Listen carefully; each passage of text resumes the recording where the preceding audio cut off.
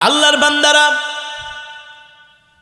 চোখ দুটা বন্ধ হয়ে যাবে, কেউ আপনারা আপন না, সবাই পর, ঠিক কিনা বলেন? আপনি আমি ইন্তেকাল করার সাথে সাথে আমাদেরকে ঘর থেকে বের করানো হবে, গরম পানি দিয়া গোসল করানো হবে, জানাজার জন্য খাটের মধ্যে উঠায়া মাঠে নিয়ে যাওয়া হবে, জানাজার নামাজ পড়িয়ে দাফন করার জন্য কবরে নেওয়া হবে। ওই কবরে আপনাকে আমাকে শোয়ানোর পরে আপনি আমি তখন বলবো, এ দুনিয়ার মানুষ, এ আমার সন্তান স্ত্রী, তোমরা কোথায় গেলা? আমাকে একা একা এইভাবে কবরে রেখে যাচ্ছ, তোমরা আমাকে এইভাবে একা একা পর করে চলে যাচ্ছ, তোমরা কি আমার সাথে এমন আচরণ করবে? আমার তো জানার ছিল না,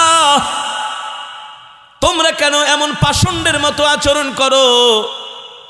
আমাকে একা একা কবরের মধ্যে শোয়া তোমরা চলে যাচ্ছ, এইভাবে করে বিলাপ করবে, কান্নাকাটি করবে, কোনো লাভ হবে না। ওই কবরে স্ত্রীও যাবে না, সন্তানও যাবে না, পরিবার পরিজন কেউ যাবে না। অন্ধকার কবরের মধ্যে যখন শোয়ানো হবে, কবরটা অন্ধকারাচ্ছন্ন হয়ে থাকবে। আল্লাহর নবীর হাদিস, ইযা উদিআল মাইয়িতু ফি কবরিহি জাআল কুরআনু ইনদা রাসিহি।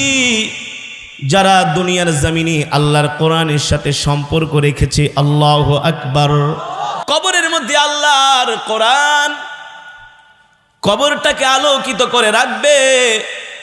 একটু পরে সওয়াল জবাব করার জন্য ফেরেশতারা আসবে তার কবরে। আরে কবর এমন এক ঘর, প্রত্যেক দিন কবর আমাদেরকে ডাক দিয়া বলে, ইয়া আব্দাল্লাহ, এ আল্লাহর বান্দা, আল কবরু ওয়াহিদা, আমি কবর হলাম একাকিত্বের ঘর। কবর ডাক দিয়া বলে, ইয়া আব্দাল্লাহ, এ আল্লাহর বান্দারা, আল কবরু তুরাব, আমি হলাম মাটির ঘর। কবর আমাদেরকে ডাক দিয়া বলে, ইয়া আব্দাল্লাহ, হে আল্লাহর বান্দারা, আল কবরু গুরফা, আমি কবর হলাম অন্ধকার ঘর।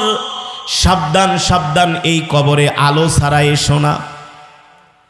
আমি কবর মাটির ঘর, বিছানা ছাড়া এসো না, ঠিক কিনা বলেন? কবরের সামান নিয়ে আইসো না, নিয়ে আইসো না। আরে কবর এমন এক ঘর, আজকে তো আমরা মুসলমানরা মরণের চিন্তা করি না, মরার চিন্তা করি না, শুধু বাঁচার চিন্তা করি, ঠিক কিনা বলেন? অথচ আমাদের উচিত ছিল আগে মরার চিন্তা করা, কারণ মরবো এটা নিশ্চিত, বাঁচবো এটা নিশ্চিত, এর কোনো গ্যারান্টি। কুল্লু নাফসিন যায়িকাতুল মাউত ওয়া ইন্নামা তুওয়াফাউনা উজুরাকুম ইয়াওমাল কিয়ামাহ ফামান যুহজিহা আনিন নারি ওয়া উদখিলাল জান্নাতা ফাকাদ ফাজ ওয়ামাল হায়াতুদ দুনিয়া ইল্লা মাতাউল গুরুর। আল্লাহু আকবার। আল্লাহ বলছেন, ও নবী, দুনিয়ার মানুষদেরকে বলে দেন, প্রত্যেকটা মানুষকে মৃত্যুর স্বাদ গ্রহণ করতে হবে। কেউ বাঁচতে পারে নাই, আমরাও বাঁচতে পারবো।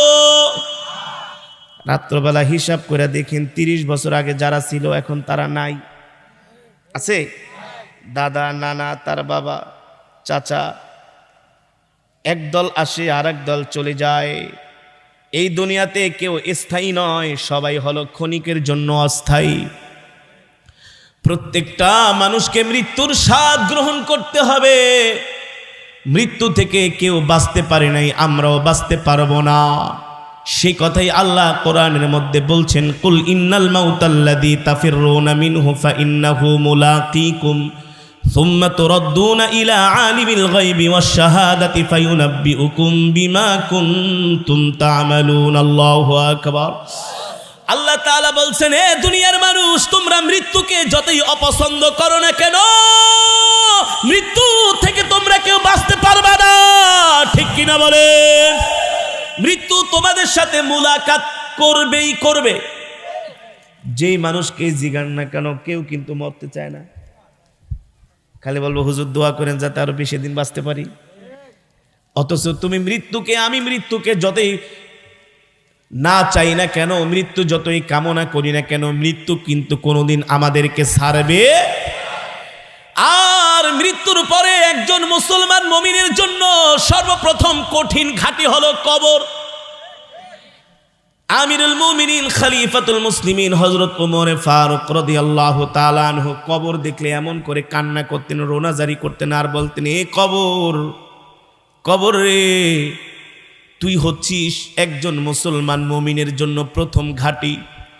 কবর তোর থেকে যদি কেউ বাইচা যায় তাহলে তার জন্য জান্নাত সহজ হয়ে যাবে, ঠিক কিনা বলেন? এ কারণেই তো আম্মাজান খাদিজাতুল কুবরা রাদিয়াল্লাহু তাআলা আনহা, আমার আল্লাহর পয়গম্বরের স্ত্রী, আমাদের আম্মাজান, জান্নাতি, জান্নাতি রমণী, জান্নাতের মেহমান আম্মাজান খাদিজাতুল কুবরা রাদিয়াল্লাহু তাআলা, যিনি জান্নাতুল মুআল্লায় শুয়ে আছেন। এই আম্মাজান কবরকে এত ভয় পাইতেন, কবরকে এত ভয় পাইতেন। আম্মাজান রাত্রবেলা ঘরের দরজার সাথে টেক লাগায়া দাঁড়িয়ে আছে, রাত গভীর, আল্লাহর নবী এখনো ঘরে যায় নাই। স্বামীর চিন্তায় স্ত্রী আম্মাজান ঘুমাইতে পারে না। আল্লাহর নবী দ্বীনের দাওয়াত দেওয়ার জন্য গিয়েছেন। কাফেরেরা আমার নবীর বিরুদ্ধে অত্যাচার, নির্যাতন, শত্রুতামি করে। আম্মাজান এই টেনশনে ঘুমাইতে পারে না। রাত্রবেলা স্বামীর জন্য অপেক্ষা করতেছেন, রাত গভীর।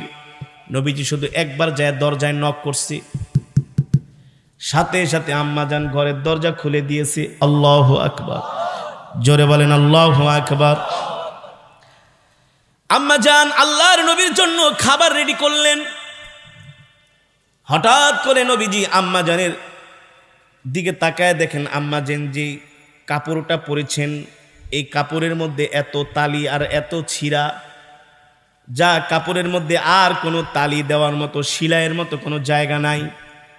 এত ছিঁড়া কাপড়, এত পুরানো কাপড় আম্মাজান পরেছেন। এই দৃশ্য দেখে আল্লাহর নবী চোখ দিয়া ঝরঝর করে পানি পড়ছে। নবীজি আম্মাজানকে ডাক দিয়া বললেন, খাদিজা, তোমার পরনের কাপড় এত ছিঁড়ে গেছে, এত তালি দিয়েছো, কোনোদিন তো আমাকে বললা না যে তোমার কাপড় লাগবে। আম্মাজান খাদিজা বলে, ওগো আল্লাহর নবী, আমার প্রিয় স্বামী, আমি জানি আপনার পকেটে টাকা নাই।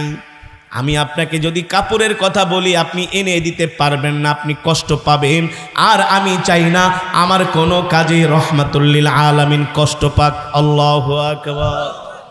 আল্লাহর পয়গম্বর বলে, খাদিজা, আমাকে বিবাহ করার পরে সব সম্পদগুলো আমার হাতে উঠায় দিলা। তুমি হলা আরবের সবচেয়ে ধনাঢ্য ব্যবসায়ী মহিলা, আজ পর্যন্ত কোনোদিন বললা না, ও স্বামী, এতগুলা সম্পদ দিলাম, 40 মণ স্বর্ণ দিলাম, কি করলেন? কোনোদিন খবরও নিলা না। আম্মাজান খাদিজা বলে, ওগো আল্লাহর নবী, আমি জানি আমার প্রাণের স্বামী আল্লাহর পয়গম্বর এই সব সম্পদগুলো আল্লাহর রাস্তায় দান করে দিয়েছি। আল্লাহু আকবার, জোরে বলেন আল্লাহু আকবার। যত লাফান দুনিয়াতে লাফাইবেন, কবরে যে কোনো লাফালাফি চলবে না, একেবারে সোজা হইয়া। আল্লাহর পয়গম্বর বললেন, খাদিজা, আমার জুব্বা মোবারক দিয়া কাফনের কাপড় বানায়া তোমাকে দাফন দিলে কি হবে? জান্নাতি রমণী আম্মাজান খাদিজাতুল কুবরা রাদিয়াল্লাহু তাআলা আনহা বলেন, ওগো প্রাণের স্বামী, ওগো আল্লাহর নবী, আপনার শরীর মোবারকের জুব্বা দিয়া যদি আমাকে দাফন দেন, যদি আমি জাহান্নামী হয়ে যাই, জাহান্নামের আগুনের এত বড় সাহস নাই, আল্লাহর নবীর জুব্বা মোবারক ভেদ করে খাদিজার গায়ে জাহান্নামের আগুন লাগবে। খাদিজা,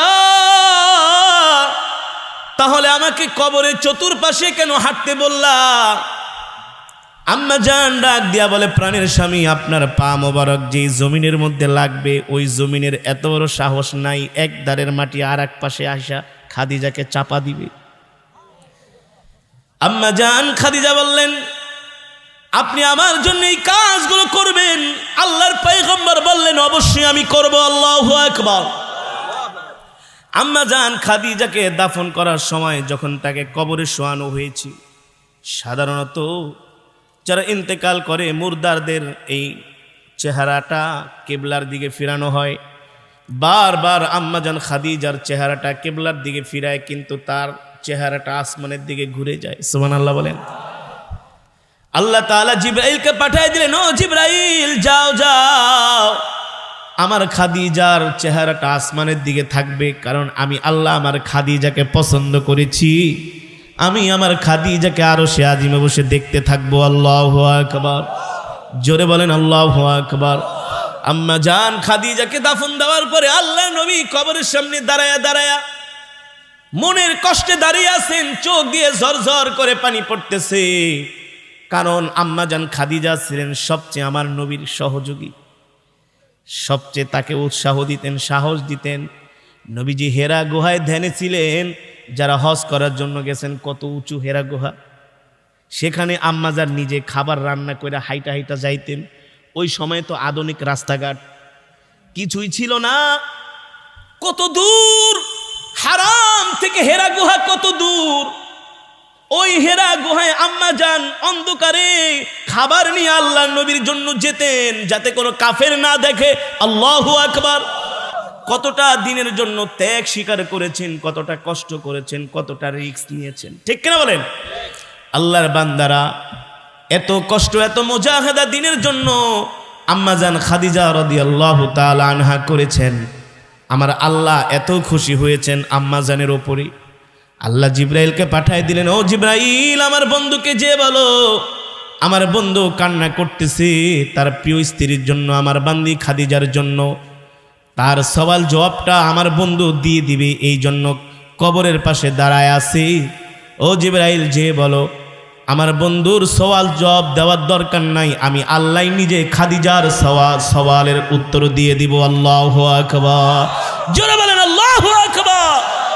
আল্লাহর পয়গম্বর রাহমাতুল লিল আলামিন, সাইয়্যিদুল মুরসালিন, খাতামুন নবীন, প্রিয় স্ত্রীর জন্য আল্লাহর নবী কবরের পাশে দাঁড়ায়া তারপরে বাড়িতে চলে আসলেন। ও মুসলমান, তারপর থেকে যখনই আম্মাজানের কথা মনে হইতো আমার নবী ঢুকরে ঢুকরে কান্না করতেন। আমার নবী ঢুকরে ঢুকরে আম্মাজান খাদিজার জন্য কান্না করতেন। কবর এমন এক ঘর, যদি আপনি আমি আল্লাহর কোরআনের সাথে সম্পর্ক রাখি, ইন্তেকালের সাথে সাথে কবর যায় আমাদের অন্ধকার কবরটাকে আলোকিত করে দিবে। আল্লাহু আকবার। যখন ফেরেশতারা আসবে সওয়াল জবাব করার জন্য, প্রশ্ন করার জন্য, আল্লাহর কোরআন বলবে যাও যাও যাও, এই কবর থেকে তোমরা চলে যাও। বলবে আমরা যাব কেন, আমরা তো আল্লাহর একদল বিশেষ বাহিনী ফেরেশতা। আল্লাহর কোরআন বলবে আমি জানি তোমরা আল্লাহর বিশেষ বাহিনী ফেরেশতা, কিন্তু আমার বন্ধুকে ঘুমাইতে দাও, আমার প্রিয় মানুষটাকে ঘুমাইতে দাও। আল্লাহর কোরআনের সাথে ফেরেশতাদের সাথে ঝগড়া লেগে যাবে। আল্লাহর কোরআন বলবে তোমরা কি দেখো না তার কবরটা আমি কোরআন আলোকিত করে আছি। আল্লাহু আকবার। এক পর্যায়ে কোরআনের সাথে যখন ঝগড়া লেগে যাবে, আল্লাহর কোরআন বলবে তোমরা এই কবর থেকে বেরিয়ে যাও, তাকে এখন প্রশ্ন করতে দেওয়া যাবে না। এক পর্যায়ে ফেরেশতারা প্রশ্ন করবে ঠিক আছে আমরা কবর থেকে চলে যাব, কিন্তু আপনি কি আপনার পরিচয়টা দেন। এবার আল্লাহর কোরআন বলবে তোমরা হলো আল্লাহর একদল বিশেষ বাহিনী ফেরেশতা, আর আমি নিজে হলাম আল্লাহর জবানের কালাম, আমি হলাম আল্লাহর জবানের। সেই কথাই নবীজি বলেছেন ইন্না লিল্লাহি আহলিনা মিনান নাস কিলা মান হুম ইয়া রাসূলুল্লাহ আহলুল কুরআন হুম আহলুল্লাহ। নবীজি বলেন এই জমিনের মধ্যে আল্লাহর কিছু পরিবারভুক্ত বান্দা আছে। সাহাবায়ে কেরাম জিজ্ঞেস করলেন কিলা মান হুম ইয়া রাসূলুল্লাহ, কাদের এত কপাল ভালো, কারা এত সৌভাগ্যবান যারা কিনা আল্লাহর পরিবারভুক্ত বান্দা। নবীজি বলেন তারা হলেন আহলুল কুরআন হুম আহলুল্লাহ। আল্লাহু আকবার। যারা দুনিয়ার জমিনে কোরআনকে মহব্বত করবে, কোরআনকে ভালোবাসবে, কোরআনের তেলাওয়াত শুনতে আসবে, কোরআনের বয়ান শুনতে আসবে, ঠিক কিনা বলেন? আপনারা আজকের মাহফিলে আসছেন কোরআনের মহব্বতে, দুনিয়ার কোনো মানুষের মহব্বতে না, দুনিয়ার কোনো মানুষের জন্য না, আল্লাহর কোরআনের জন্য আসছেন। যদি আপনাদের নিয়ত থাকে খালেস একমাত্র আল্লাহর সন্তুষ্টির জন্য, কোরআনের মহব্বতে, ইনশাআল্লাহ এই কোরআন আমাদেরকে পাহারা দিয়ে দিয়ে জান্নাতে নিয়ে যাবে ইনশা আল্লাহ। কবুল করুন বলি আমিন।